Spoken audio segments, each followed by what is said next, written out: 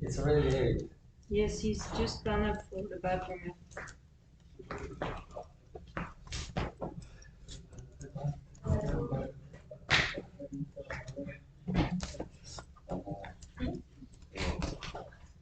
Terremoto.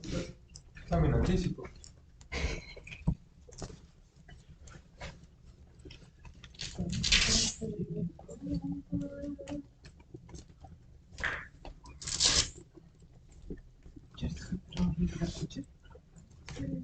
Si può? Sì. Cosa? Che si può bruciare un po' di radice. Ah, la paletta. Scusa la paletta. Io vedo che aperto.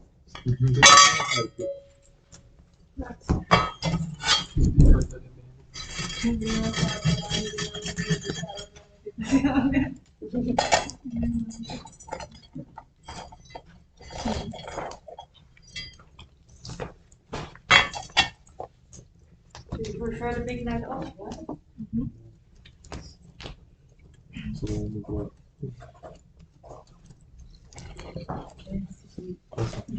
Facciamo un primo giro.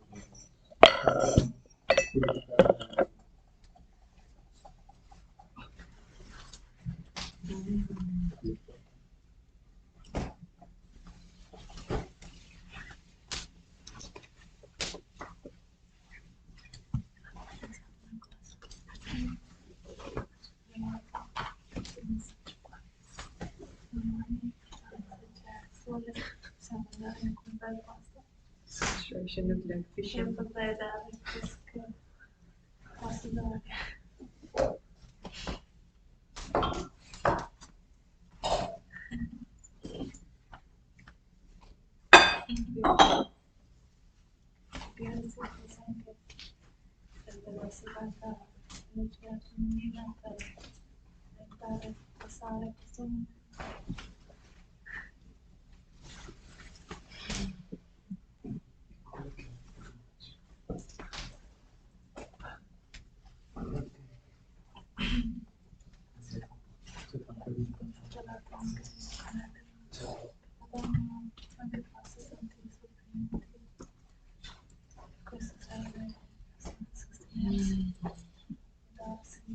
Fanta you want? Oh, because probably it's getting too much. I think it's alright.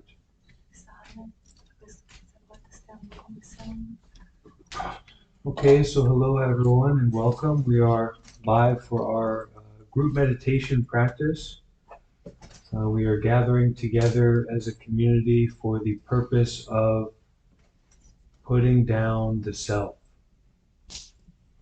putting down the movement, the talking, the noise, putting it all down, and we can say laying down our burden, the burden of our attachment, the burden of our self-fixation.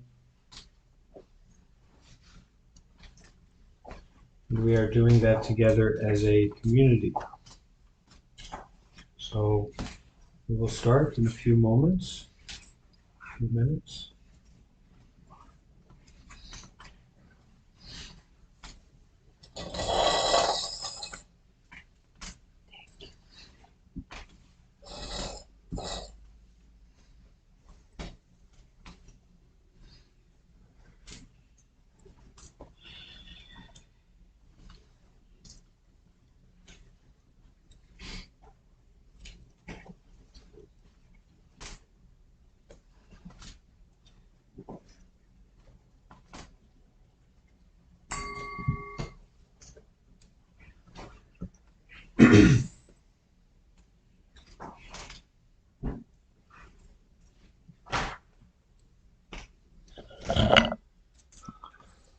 So our lives have so much activity, so much movement, so much self-stimulation. We always tickling ourselves, tickling our own mind, touching ourselves in some way, stimulating our senses in some way. Constant, never ending, this self-stimulation. So when we gather together we have to kind of start slowing down. We can't just jump right into meditation because we've been self-stimulating nonstop. We've been scratching this itch of our desire and our aversion constantly all day long. We just won't stop. We couldn't stop immediately. We couldn't slam on the brakes and stop because we hurt ourselves. I have a difficulty. So we start to gently pump the brakes before we do meditation. We start to slow down. We start to calm down. We aren't driving full force as fast as we can and then slamming on the brakes and stopping meditation, but we start to slow down, to be mindful that it's coming up soon is our meditation practice, that we have this really deep intention in our lives to practice, and that when that time is coming, we start to slow down. And having this community, recognizing that we're not doing this alone, but that we're doing all this as a part of a community, it helps us to recognize the importance of that slowing down. Think about a group of people gathered together, sitting, focusing on their breath, and then someone comes full speed and slams on their brakes to join. It's very disturbing. It's very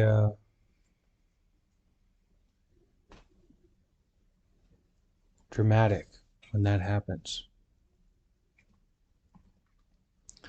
So we start to slowly find a comfortable position, making sure that we are really happy with the position that we have.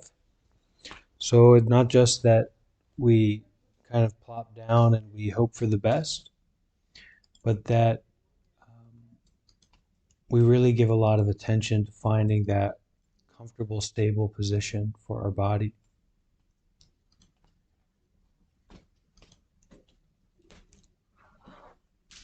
We can actually ask our body, we can ask our legs, we can ask our spine, our back, are you okay? Are you comfortable?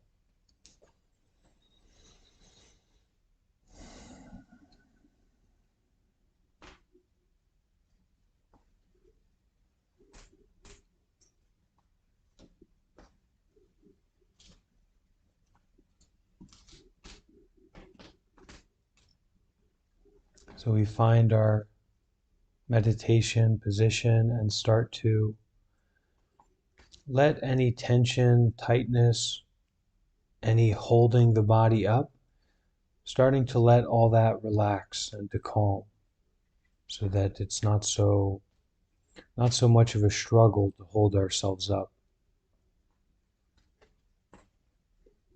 but rather the body kind of finds a comfortable place to rest and be aware.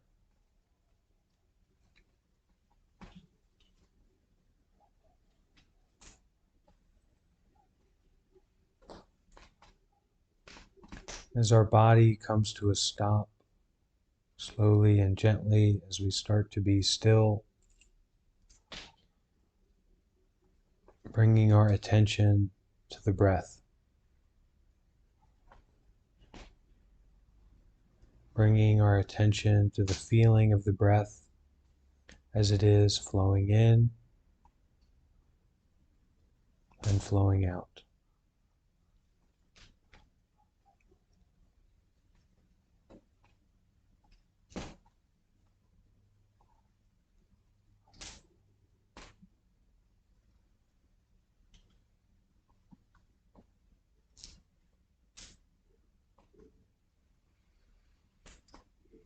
Can start to give a very gentle and sincere attention to ourselves.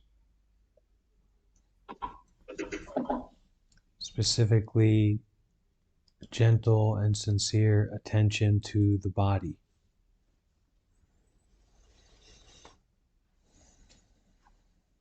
Being with the body in a very gentle way, a soft way. Noticing how the breath affects the body.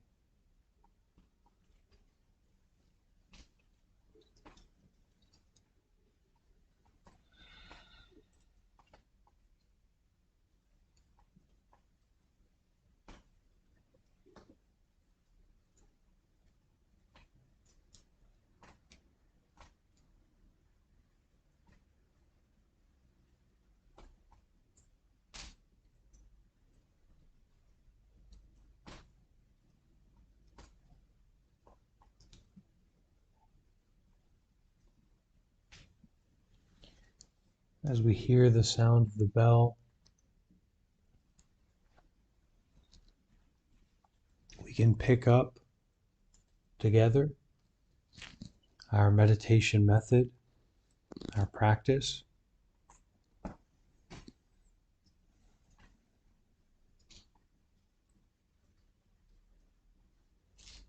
And for this period of time, beginning and ending with the sound of the bell, really do your best. Put your whole heart forward to stay with the meditation method.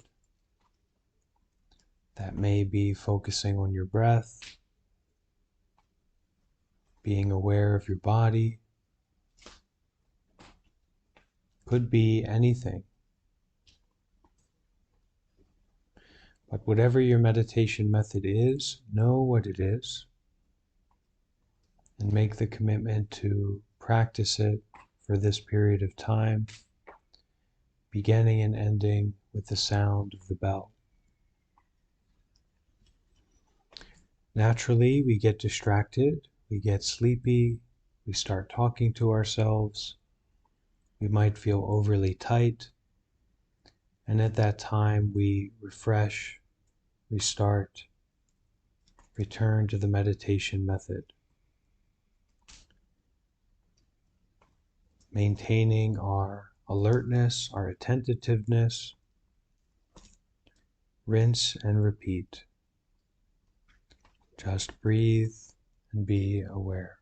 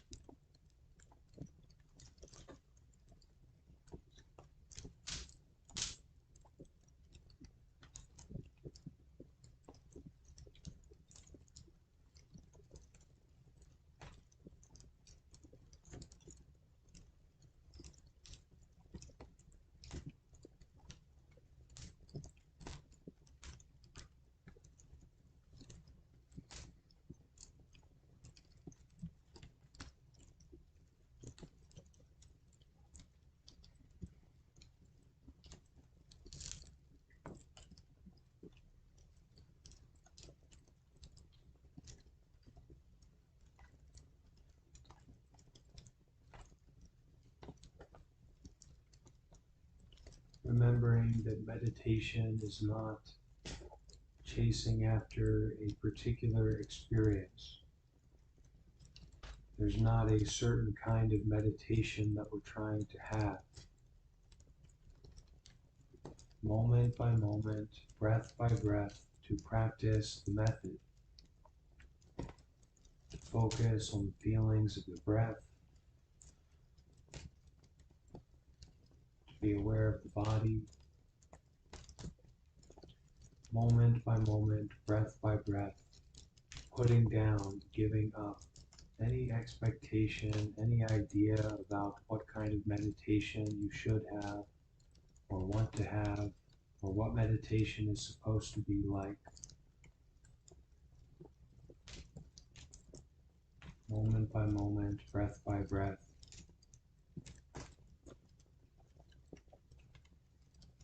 Just staying with the method. Just breathing and being aware.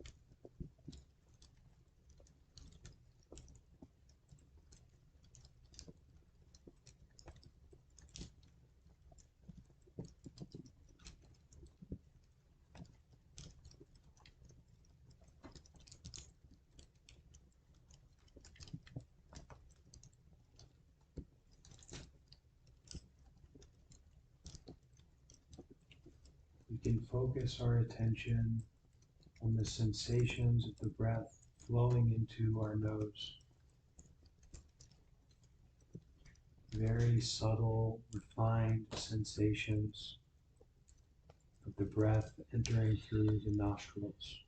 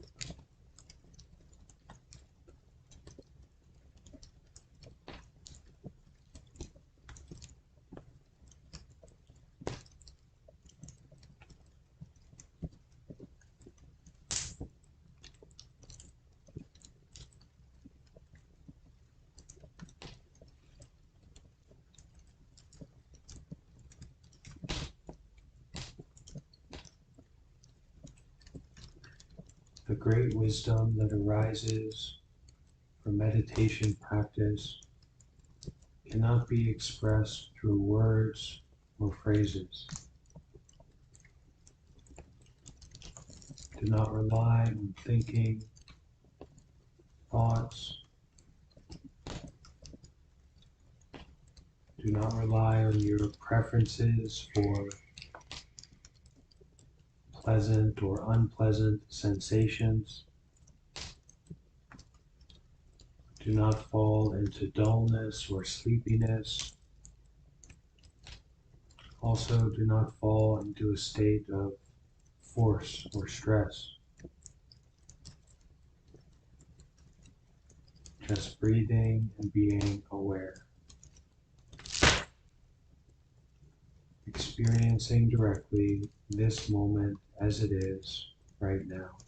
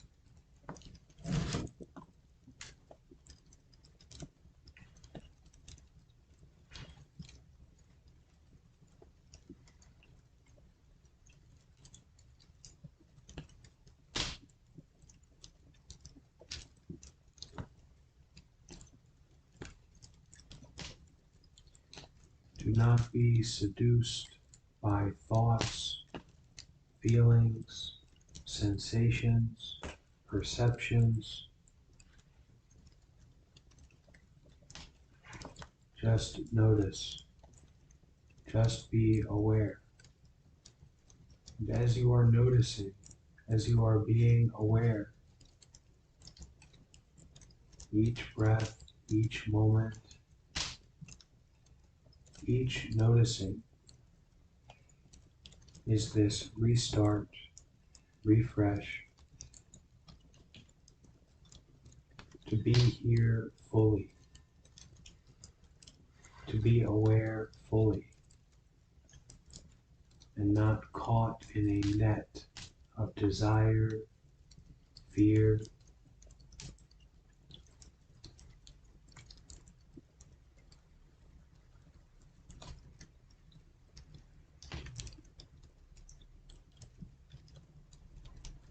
Sometimes if the mind gets very full of desire or thinking or fantasy or sleepiness, we can open our eyes and continue to practice that way without looking at anything in particular.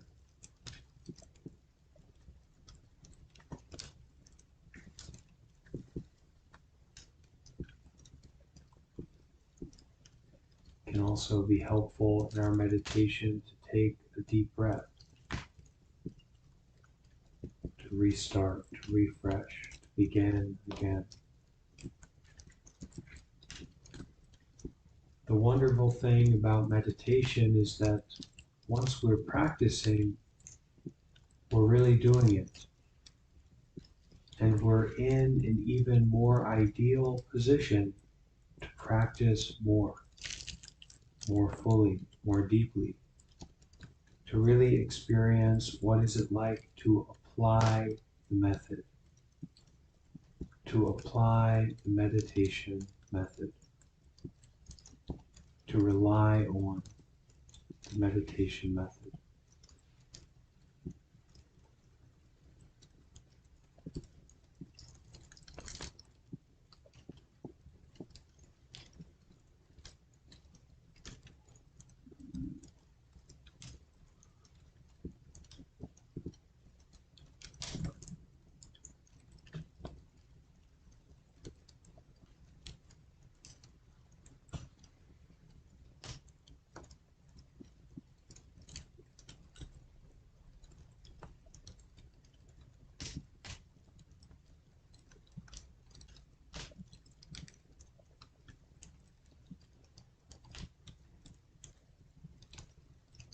How deeply can we practice this just, this only,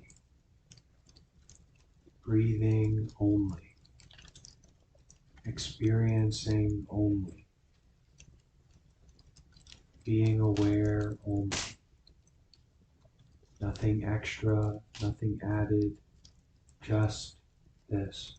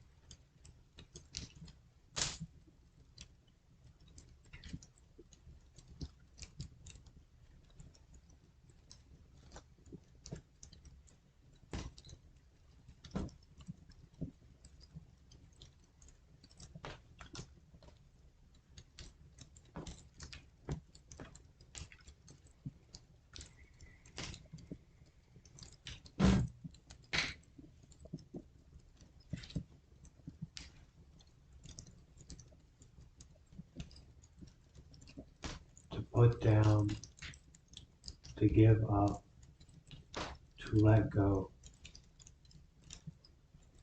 Just breathing and being aware.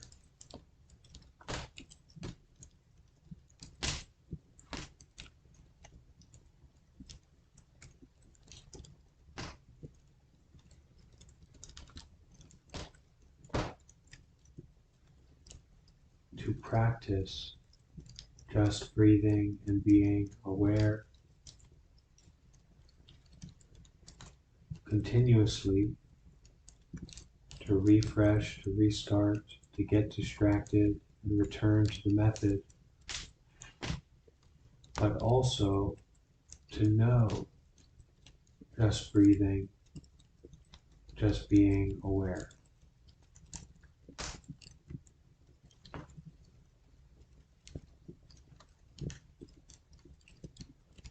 To see without attachment, without story, this body, this mind, sitting here at this moment, just breathing, just being aware.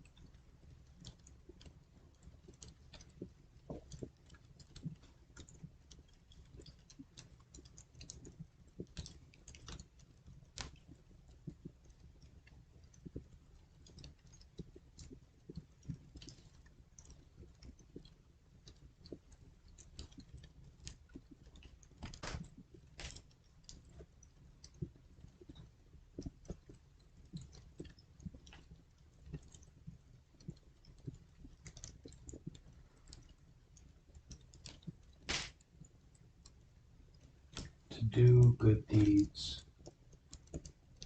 to bring benefits to ourselves and others, to purify the mind, to detach, to let go from what we want, what we fear, what we want to get away from. With each and every breath, with each moment, with each small, tiny, intricate, intimate moment, doing good deeds and practicing non-attachment.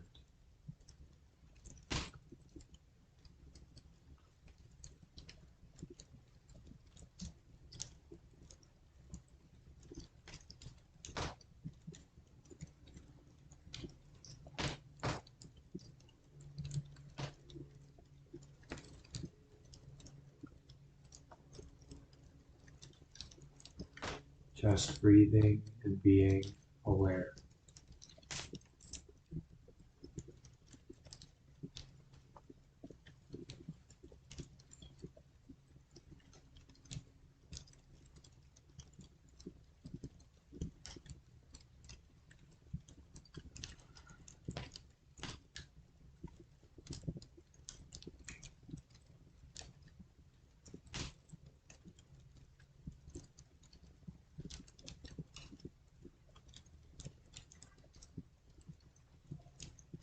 There is no fogginess. There is no haziness. There is no trance. There is no hypnotic kind of vibe, but keenly aware, keenly independent, keenly yourself, more awake, more aware than than at any other moment to experience the body and mind as they are right now for yourself.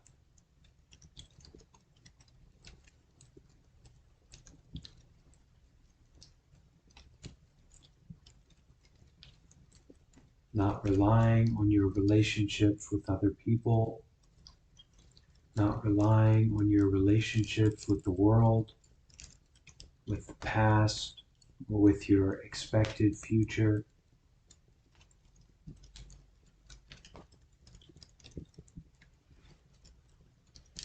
but seeing for yourself. What is this?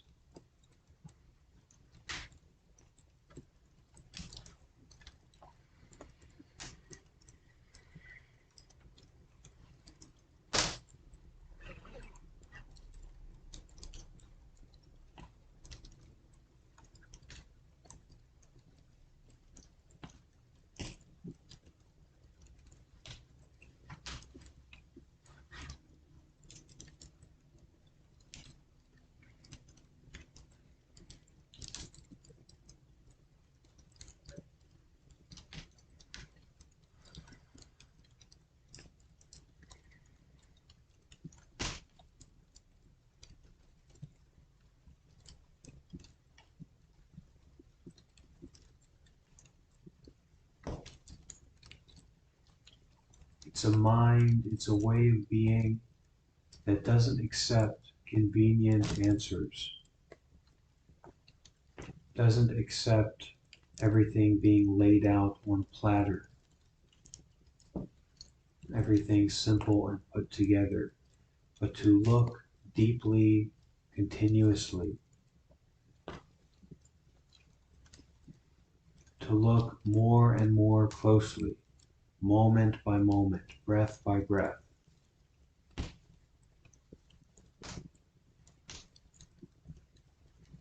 The meditation method, our tool of looking, our way of looking.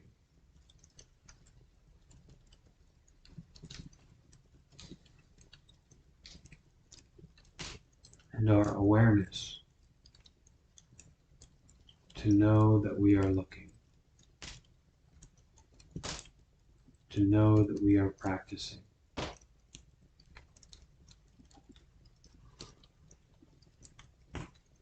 Practice the method, just breathing and being aware,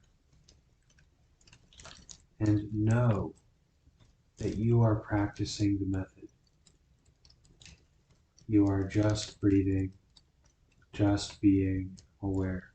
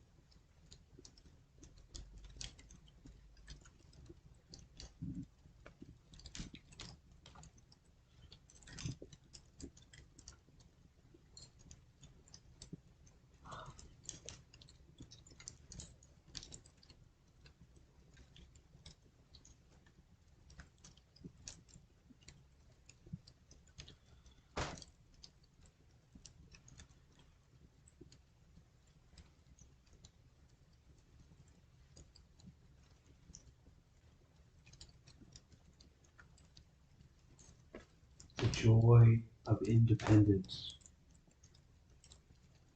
the joy of seeing for yourself,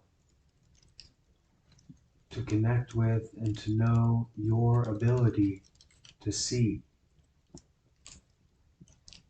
to be aware, to look deeply at what is happening right now.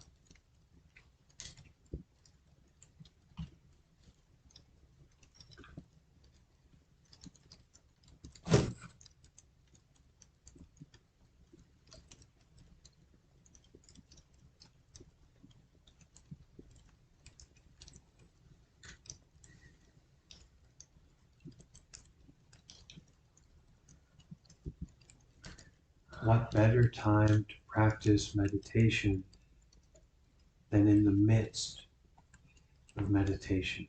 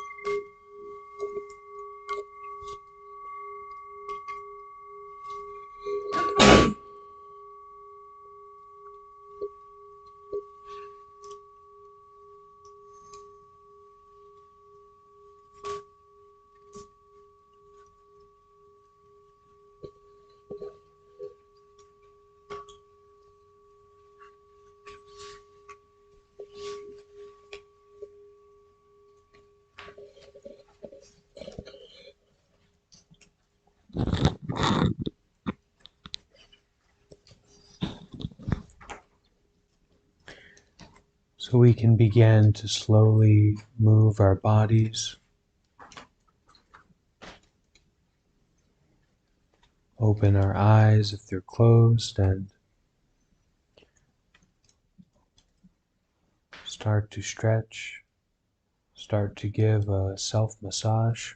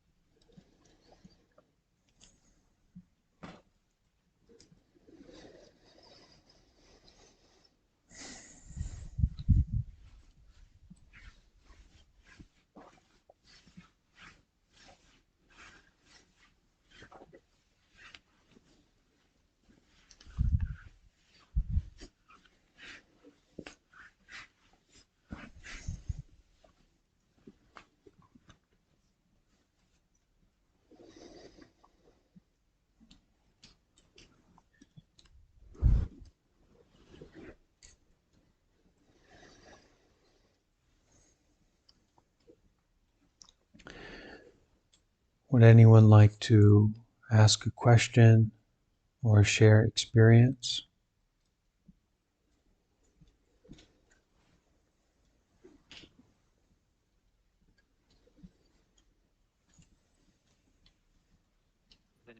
Mind cycle. Go ahead, Nuno.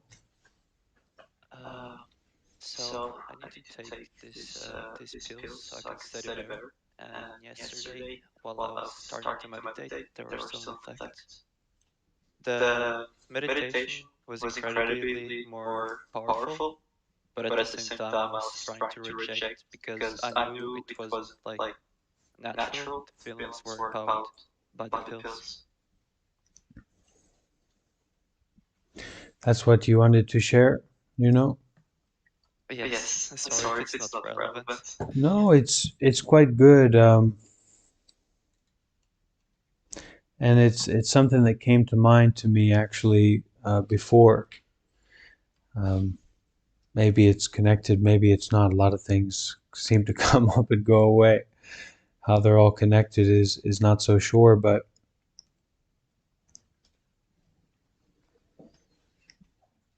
it doesn't matter what kind of experiences we have in meditation. And our practice is not only to detach in our meditation, but it's to detach from detaching. It's to let go of those experiences that we have during meditation. And why is that? Because this is meant to be a way of life. This isn't a matter of okay, well, I've got high cholesterol, I've got pressure issues, so I'm going to go for a jog. Going for a jog is great, but it's not going to do anything. You have to change the way that you're living your life. That's what we're here to do. It's always consistency over intensity. Now, I also want to say about that if you have a good experience, just let it be a good experience. But to be detached from that good experience is good.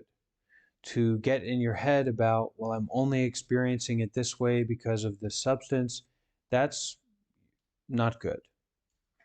Because you're practicing to reject your mind. It doesn't matter if you take a substance or not, it's still just your mind.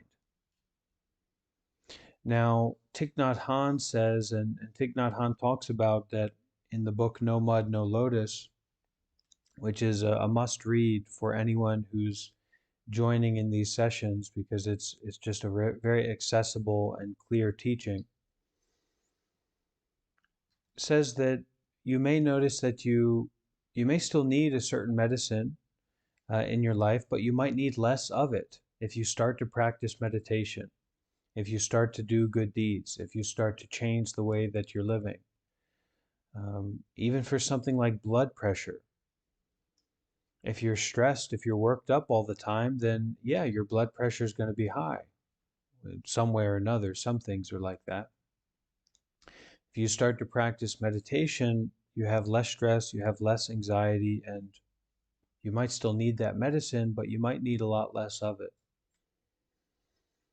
So it's okay that you have those experiences.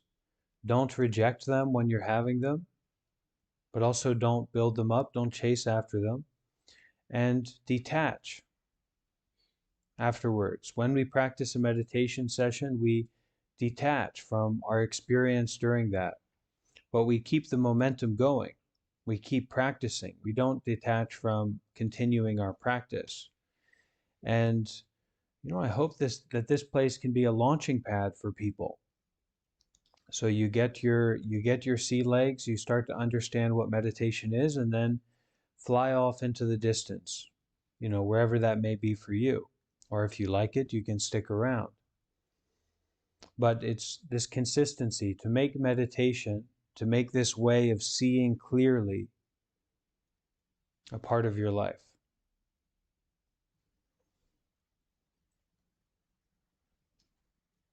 Okay?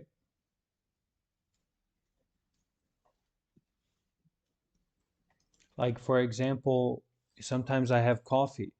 If I wake up early enough, okay, I can have coffee before meditation. Great, but don't attach to it. And there won't always be coffee there. You won't always have a good experience when you drink coffee. Morning meditation will be nice and sometimes it won't. But when you have a good experience, just let it be good. Whether it's from a substance or not, it's from your mind. It's your mind. That's what it is.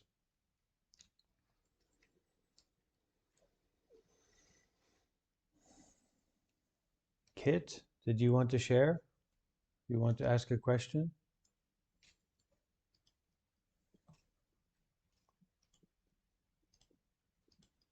Did you say Kit? Yes. Did you want to Oh. share something, Kit? How'd you know? Well, I you don't see. know. For about 11 months now, I've been meditating every single day. I used to smoke weed a lot more often to help deal with my PTSD, but as I've been meditating more and more, I've been feeling less and less that I need something to help me out and more that I can work my way around it. And I've also noticed that the conditions that meet PTSD attacks often occur with imbalances in my routines, be it physical or mental. Just finding a centered approach to everything has been helping quite a bit. Thank you, Kit. Thank you for your practice.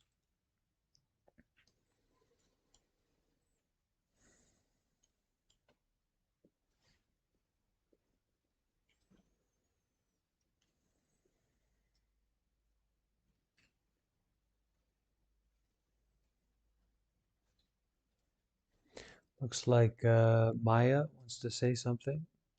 Go ahead, Maya. Sound normal before I start talking. Do I sound normal? Hello? A little bit distorted, Can but you guys maybe, hear me? yeah, maybe be a little bit closer to the microphone. I'll sound loud in mine. Even you, Monte. Do I sound regular now? It's okay. Kinda. Okay. Um. Well, what the guy before me, what he said, it kind of coincided what I was gonna ask. When you guys meditate, you as well, Monte, you don't. That kind of goes into what he said because me as well. He said something with me outside of the routine. That's whenever kind of, huh? You might want to type out what you're saying because your sound's quite distorted. Okay. Um, I don't know how to do that, so never mind. Thanks.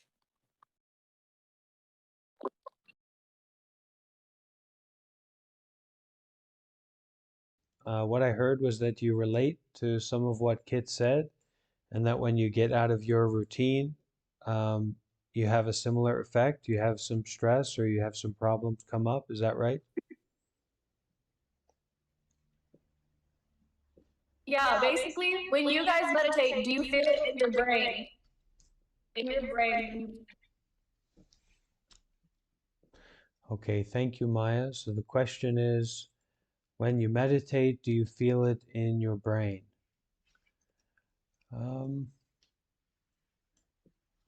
I feel it, and I think feeling is inseparable from the brain itself.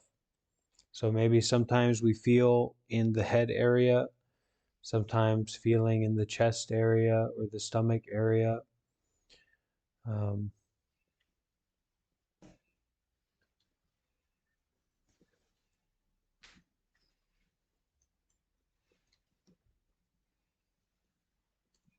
I think it's funny that we sometimes have that odd separation of mind and body during meditation. Like we'll feel some certain portion of, like, let's say our feet. We have a tendency to be like, oh, we're feeling our feet. But it's still also part of your mind. It's your mind that's feeling your feet. It's just funny that we separate it sometimes.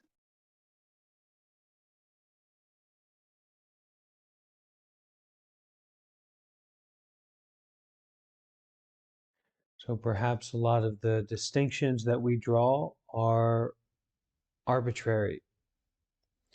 And it goes back to that saying from very wise monk, is that the seeing is real, that which is seen is not.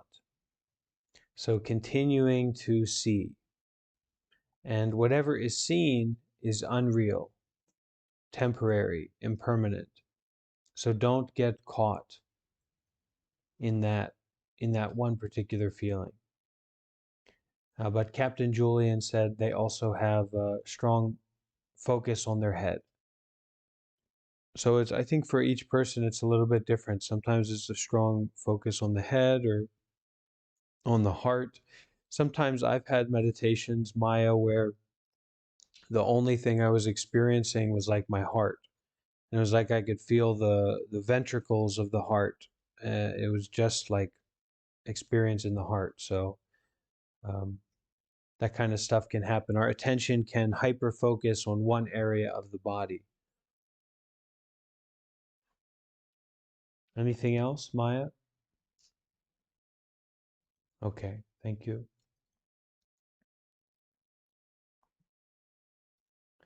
Would anyone else like to share or ask a question?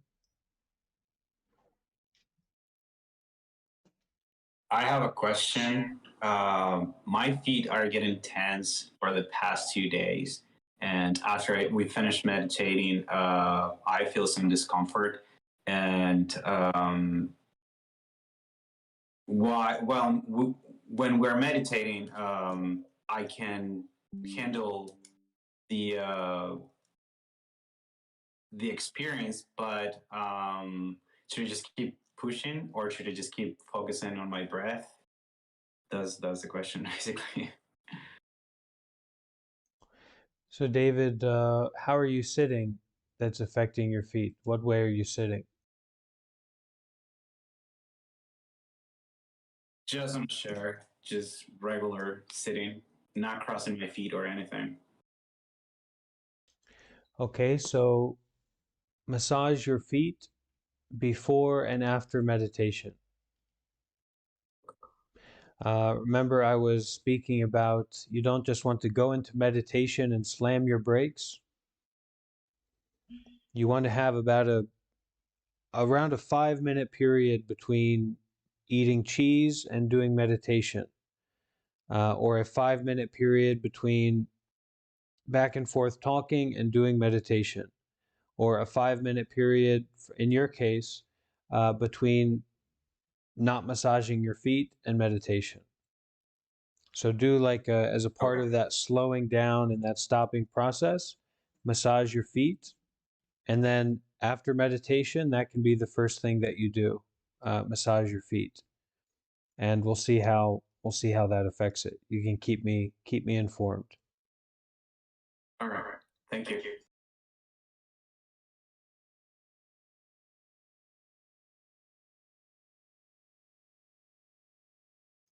Also, they say for a lot of things, the answer is you need to take a really good hot bath. But for feet, you can soak them in salt. That's also one thing you can do. So give your feet some more attention, and hopefully that'll help a little bit. Okay. Anyone else?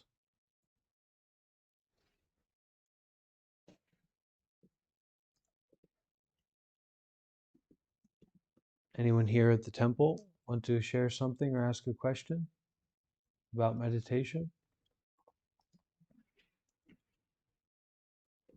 Can I say something? Yes. I have been practicing Sama yoga for 3-4 years now, and now you said that you shouldn't be stressed about sounds that you hear, if a motor car or dogs barking or something. And I think I got a long way there. I don't get stressed when I meditate and there's sudden sounds, and so that's it feels good. That's what I have to say. Okay, thank you, Christina. A nice feature of meditation mindset is that we can focus on the function of hearing itself rather than the content of hearing. So hearing in the hearing itself, not the words that are being spoken or the preferences that we have for those words. Of course, it's not easy to do that, but the faculty of hearing itself as more primary, more fundamental than what is being heard. And in that way, I think we can kind of just let the stream of consciousness, let the stream of sounds or the stream of stimulation kind of happen and not feel that need to react to it in a strong way. And then eventually that reactivity to hearing reduces. And at least you can know that it doesn't matter what you are hearing. Hearing itself doesn't need to be problematic. It's just hearing. The content is, who knows what the content is. And then we're interpreting that content. We're interpreting those sounds. It can get very confusing. But just the hearing itself is more than enough. And we can apply a kind of compassion through our hearing, that we just hear. And any disturbance or any stress or any stimulating sounds that are difficult for us, we just hear them as they are, and we wish for that suffering quality to it to reduce, to free. So it's a kind of practice of compassion in that way, just through hearing. Captain Julian shared some insight about this, just accepting what is instead of the thought, this should not be this way, I don't want this. And that's kind of a funny thought, really. This shouldn't be this way. This is unacceptable. So I'm a bit of a coffee snob to some degree, shamefully so. And you know, coffee beans expire within 2 months of being roasted and all this kind of nonsense about preference. But we have here just a kind of jar. It's like it's a jar that should be kept in a commune in the Midwest with people who shower a couple times a week and are keeping well, that's probably us because we only have hot showers a couple times a week. But anyway, it's a jar of pre-ground coffee beans that's just been sitting there forever. And today, one of the nun who lives here, who just moved here, she prepared for herself some coffee, well, half coffee and half this roasted wheat thing. And she used this kind of some of the coffee grounds from this jar. And she said, you know, are these okay to use? After I expressed like, well, you don't need to use those. Use some of these really great coffee beans that I have. And she said, well, are these okay to use? Are these safe to use? And I said, they're shameful. And if I was in charge, they wouldn't be here. But it's a joke. It's just coffee beans. It's, you know, this shouldn't be this way. How dare you speak during this meditation? Or how dare you show up late? Or how dare you leave during our meditation session? It's just life.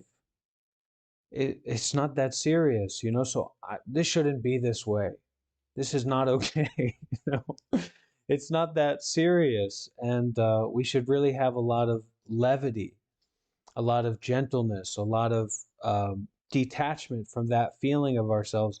Actually, one of the practices that I have done for myself and kind of developed for myself is, in Asia, when I first became a monk and was living in Thailand and living in Myanmar, it was a total culture shock and a total smash to my ego, because I'm just in a totally different world, and I'm a monk and I have to follow these rules, and I'm separate from the general society, all these kinds of things. And so one aspect of that is that you're shown this high degree of respect and devotion, almost as if people are, well, literally, worshiping you, but not in the way that we think about in Christianity. It's a different kind of worship, but a great respect. And so if you're sitting out in front of all of these people that are looking to you as this monk, and it's very difficult to understand unless you've been to Asia, unless you've been to Buddhist countries and kind of experienced it. But your ego can get very big, kind of very inflated. Well, look at me sitting up here. And so I would do this practice of kind of inflating that even further to a point that it's just laughable.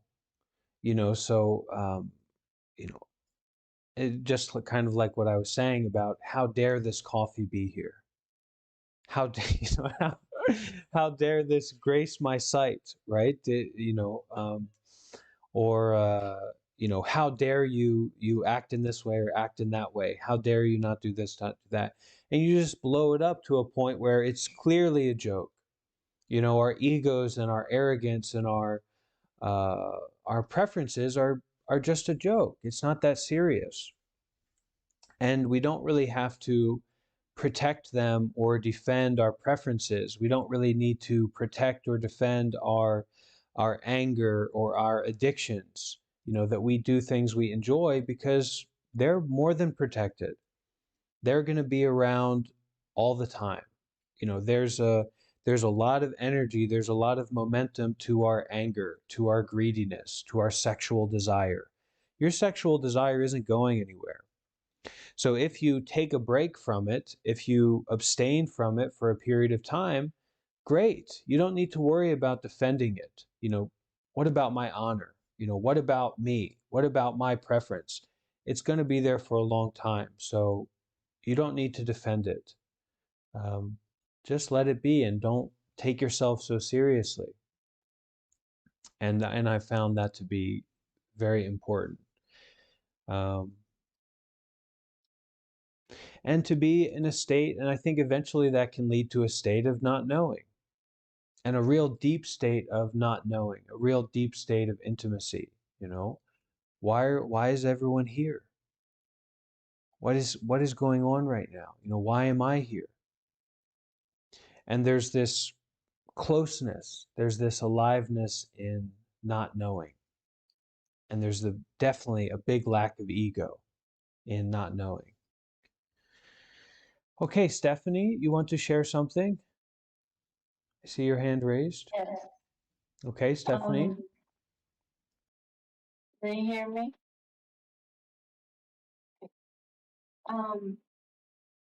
Like, upset and anger is like all this, but our minds is like frustrated and like, oh, this like person, like me.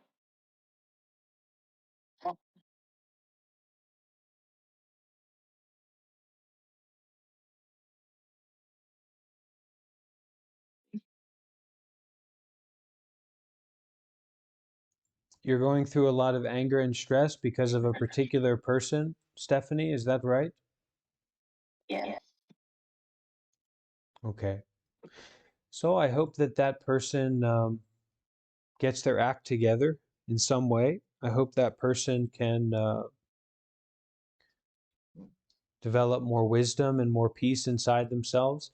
But the truth is, depending on your situation, and for all of us, we cannot control other people. We cannot control the situation that we're in. It's not possible. So when we recognize that, and when we recognize that it's a difficult situation, sometimes we need to rely on the method fully. We need to practice meditation all the time. We need to do good deeds continuously. We need to meditate continuously. Focus on our breath continuously. And if we practice like that, if we're really able to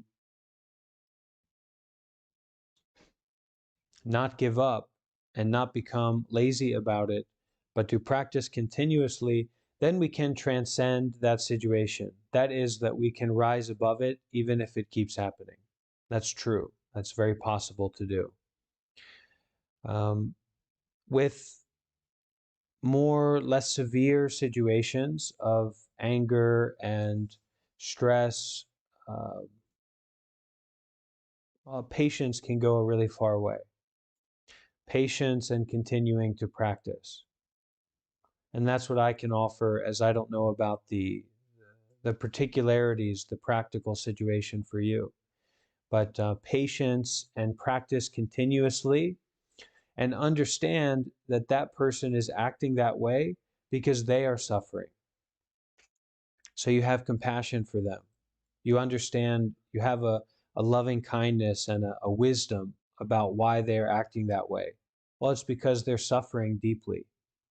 That's why they're causing those sufferings.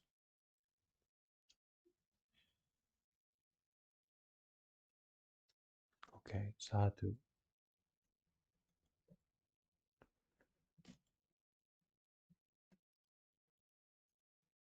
Anyone else like to share? How about Karuna? You like to share anything? We can hear you if you speak.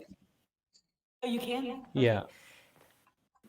All right, I'm still working out the AV. I guess the one thing I would say about sounds is that some sounds are visceral, like fireworks or heavy equipment, aircraft, low flying. So some of those can be kind of hard to let go more than others because they're in your stomach or in your body already. So, thank you.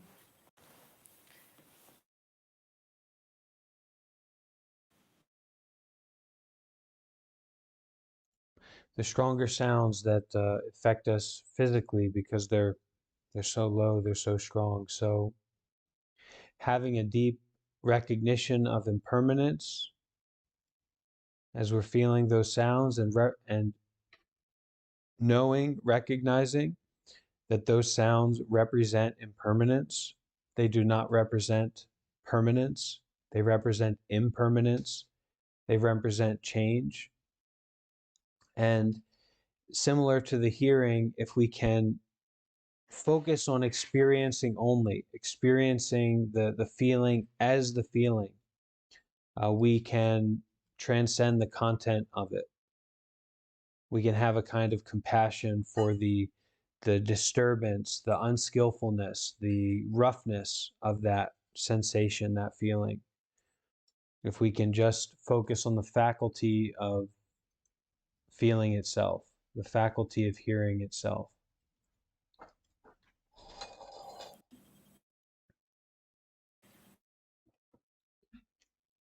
And it's very important to remember that those strong situations, those strong experiences represent impermanence. As we notice them, as we are aware of them, we are aware of a mark of impermanence, not a mark of permanence. All sensations pass away. All experiences pass away. I remember I was giving a talk on Reddit, and someone mentioned that, well, no, not everything is impermanent. Depression is permanent. Sometimes you have a chemical condition.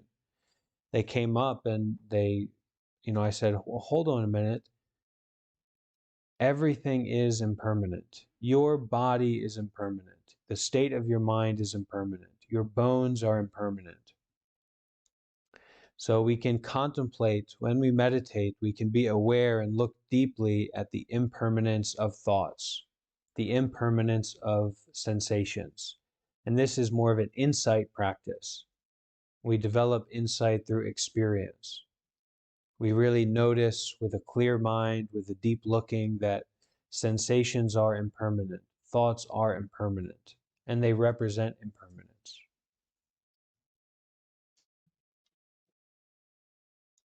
Okay.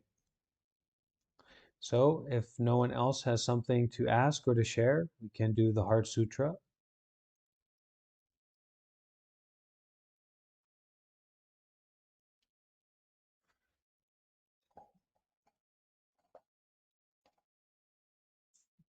Okay. So you can pull up on your screen, or it's good if you can print it out.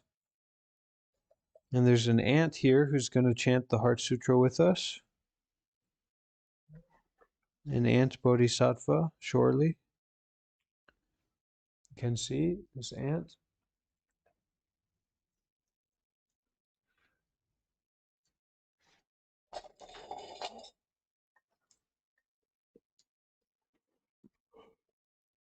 Okay.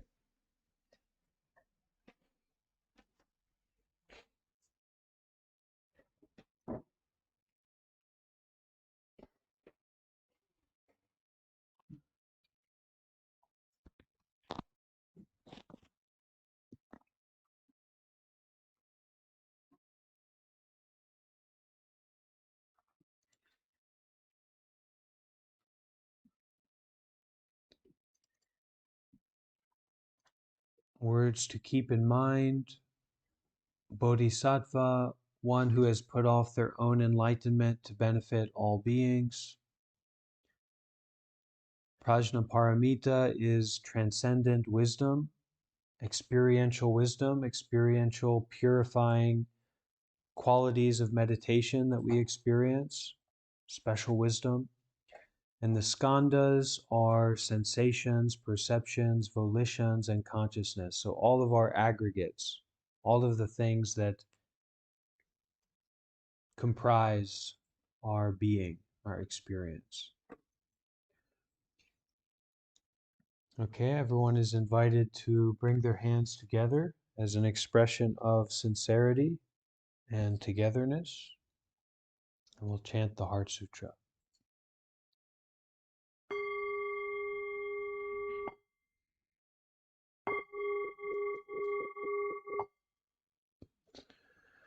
Mahaprajna Paramita Heart Sutra. When the Bodhisattva Avalokiteshvara was coursing in the deeper Prajna Paramita, she realized that all the 5 skandhas are empty, thereby transcending all sufferings. Shariputra, form is not other than emptiness, and emptiness not other than form. Form is precisely emptiness, emptiness precisely form. So also are sensation, perception, volition, and consciousness. Shariputra, this form of the emptiness of all dharmas is non-arising, non-perishing, non-impure, non-pure, non-increasing, and non-decreasing. Therefore, in emptiness there is no form, and no sensation, perception, volition, or consciousness. No eye, ear, nose, tongue, body, or mind. No sight, sight, sound, smell, taste, touch, or thought. There is no realm of the eye, all the way up to no realm of consciousness. There is no ignorance, and also no ending of ignorance, through to no aging and death, and no ending of aging and death. There is no suffering, no cause of suffering, no cessation of suffering, and no path. There is no wisdom and also no attainment.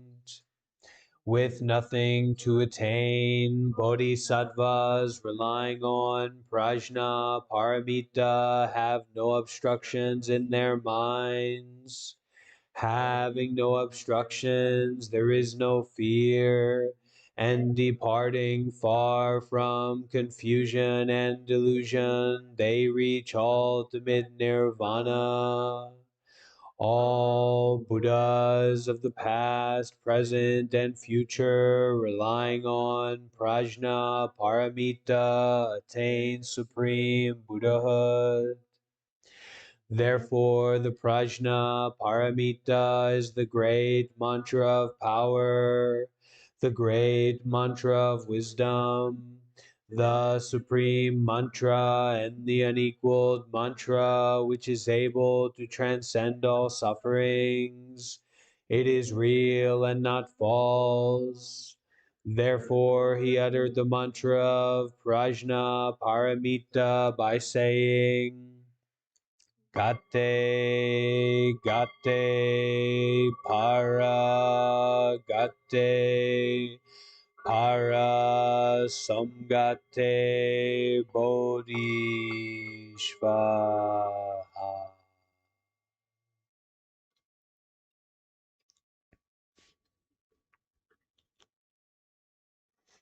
So we can now all unmute our microphones, if it's convenient to do so. Certainly wonderful to do so.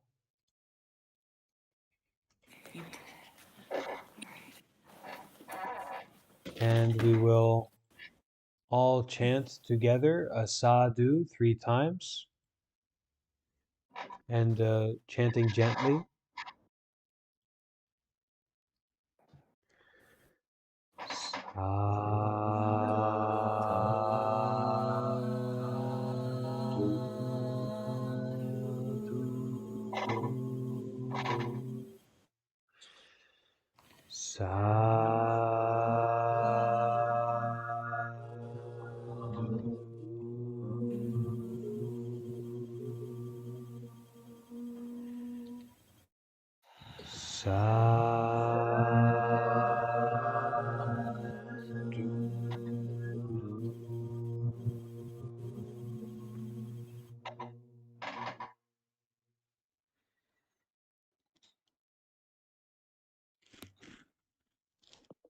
Okay, dear friends, fellow practitioners, thank you all for joining, and see you again soon. Take care. See you guys. Thank you. Thank you. Bye bye. Thank you. Have a Sadhu. good Sadhu. Hey, thank you, Mama.